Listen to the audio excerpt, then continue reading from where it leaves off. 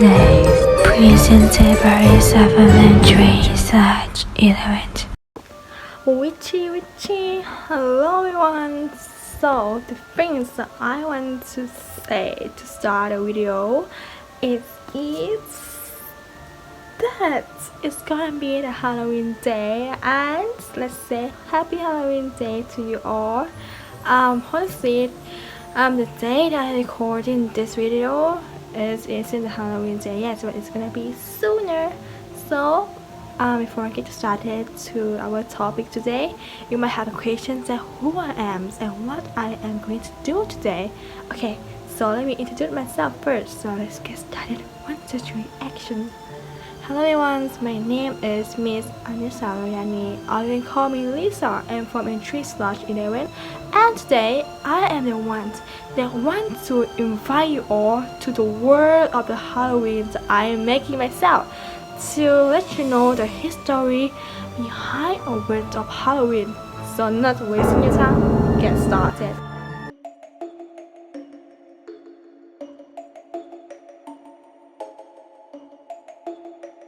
First topic that we are going to be talks of is spirit. But before we're going to know the word of spirit, let's know the word the cow. The cow. It sounds like the calorie, but it's not the calorie. What is the cow? You might have questions. What is the cow? How do we get a cow? How can we find a cow? As I said before, it's not a calorie. It's just a group of people. As you can say in the other way, it's like a group of European people who live about 2,000 years ago, that live in the area that today is the island, the United Kingdom, and the Northern French. They celebrated their New Year's on November 1st. This day marked at the end of the summer harvest and the beginning of the dark and cold winter.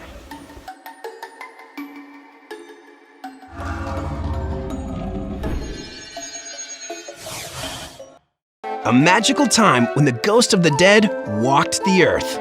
It was the time when the veil between death and life was supposed to be at its thinnest. The Celts believed that on the night before the New Year, the boundary between the world of the living and dead became blurred, when it was believed that the ghosts of the dead returned to the earth, and the spirits of those who died in the last years doubt to see who is looking for people to hunt to be alive again. The people are suffering in order to protect themselves from possessing bodies. To turn off all the lights, let the cold weather get into the house, that made the house look like a haunted house and are desirable to the evil spirit. Also, trying to dress strangely, disguise as the ghost and making a deafening noise in order for the real ghost to frighten away and disappear. Soul, the spiritual or immaterial part of a human being or animal, regarded as immortal.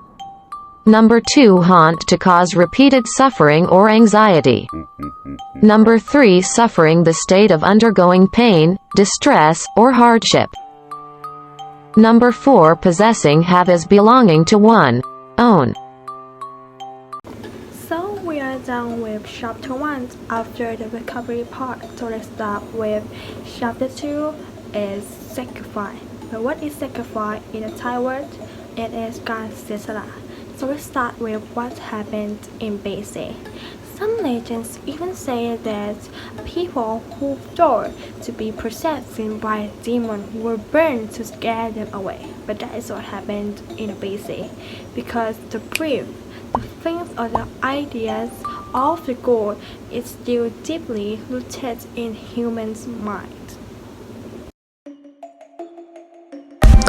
later, in the 1st century of Christ, the Romans inherited the Halloween tradition from the Celts, but cut out all burning of hunted bodies, switched to burning the puppet instead. As the day passed, the belief about the ghost to hunt the human body into the generations respectively. Halloween became a ritual, just as the ghost of the witch or of a monster, but to create the same.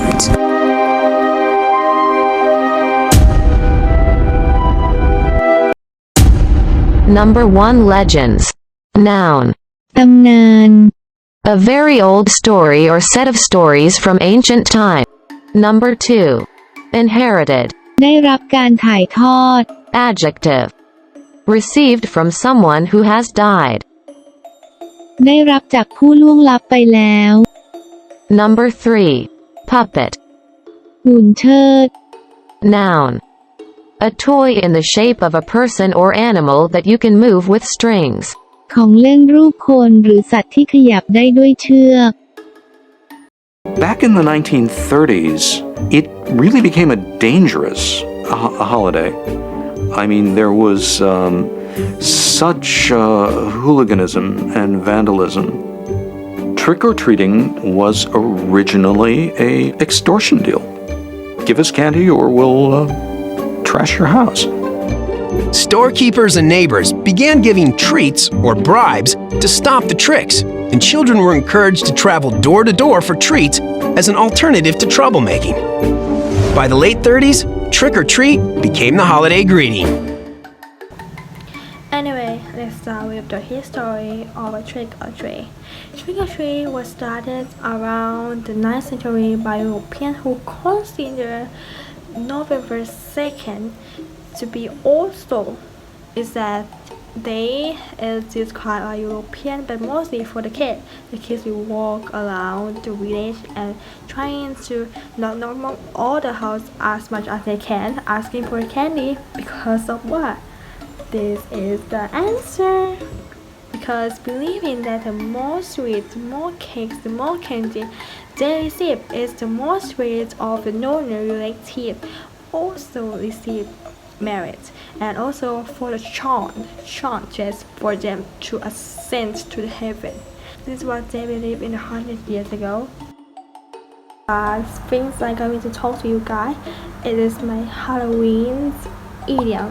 My top 2 Halloween idioms because it's easy to be used. Trust me. So the first things I'm going to present to you guys is a devil of a job. It is described as something extremely difficult to do. It's just you can say in Halloween day when someone or your friends ask you to do a trick or treat to someone that you are afraid of or scared of, and you really feel like you can't do that and you are very afraid of that person. You can say, "Why are you giving me such a devil of job? I can't do that because it's extremely hard to do or extremely difficult to do." So the last thing, a second thing, is that a scary cat. It is a word that describes someone who is easily to be frightened. I'll give you an example. When you meet a friend that invite you to watch a scary movie, a horror movie, and there is a ghost and she always screaming so loudly, and you just don't have any word to say to her, you can say, "What a scary cat. Why are you afraid of that?"